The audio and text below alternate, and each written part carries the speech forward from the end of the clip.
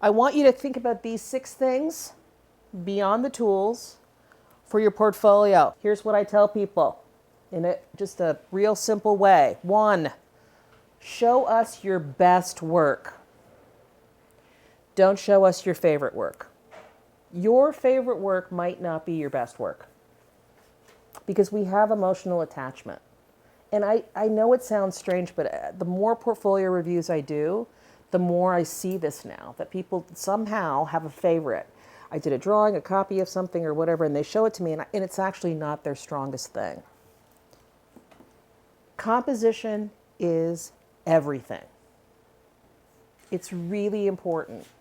Why? Because how you set something up is going to set the stage for everything else that's there.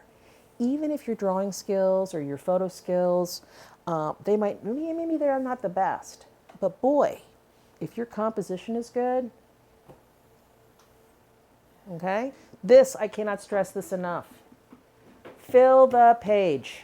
Use the entire paper.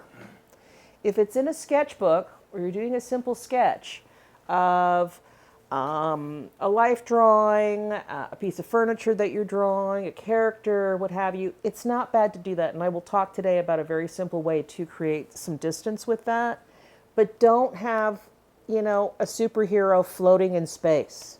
Makes me crazy because you're missing an opportunity, and it tells me that you are not aware of composition as well. So that is the most important little trick I'm telling you right now. When I go through the portfolio reviews, I'll talk about it more.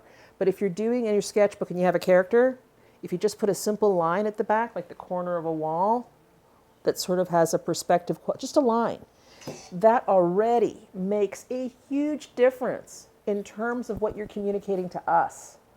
Okay? I don't want to just see a floating thing. I want to see some other engagement of space.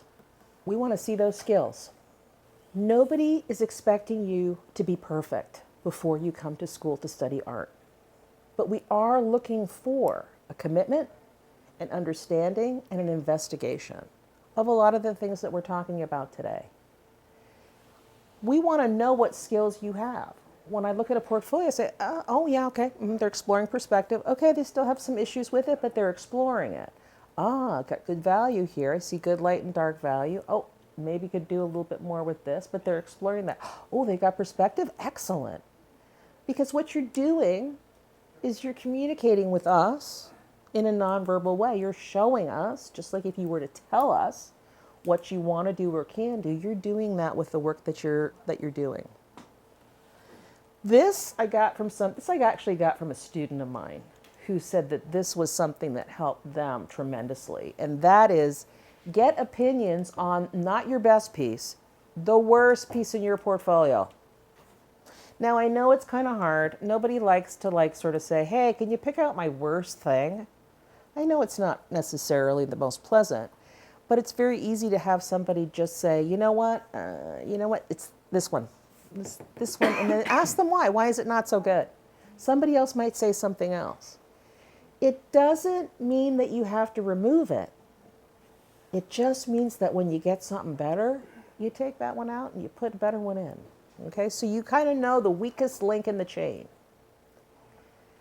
You're only as good as your weakest drawing or piece in your portfolio, really and truly. And it's the same if you have a show or if you design a building or do a theater production or what have you. Whatever you're interested in, always your weakest thing is the thing that you are assessed on.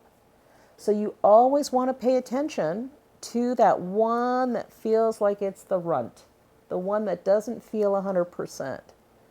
But get feedback, okay? Because sometimes we can't see it, right? I'm sure there might be times where your teacher says to you, oh, this is so great. And you're like, what part, right? Because sometimes things are good and sometimes we don't notice them. So make sure that you get that.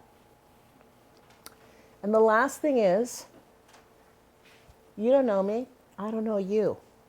Don't assume that we're going to know that when you draw a little tiny fluffy little thing with two little antennae that I'm going to know that that's your personalized character.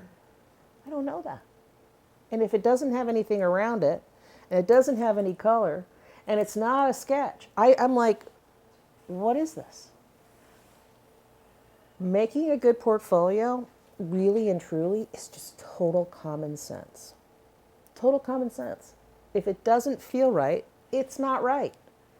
But if you can think of yourself when you do it, when you look at it, like it's not yours, that's why I say, like, give your portfolio to somebody else. Like, I know it's kind of scary, but you're all here together.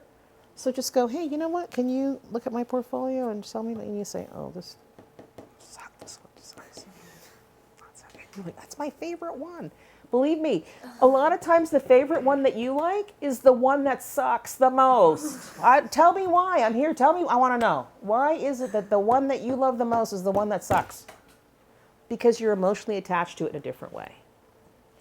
And when you come to school, that actually becomes a benefit later. Because you have to have favorites and you have to favor things. You just have to know how to control them. And include all the other information to make that vocabulary and that communication more clear.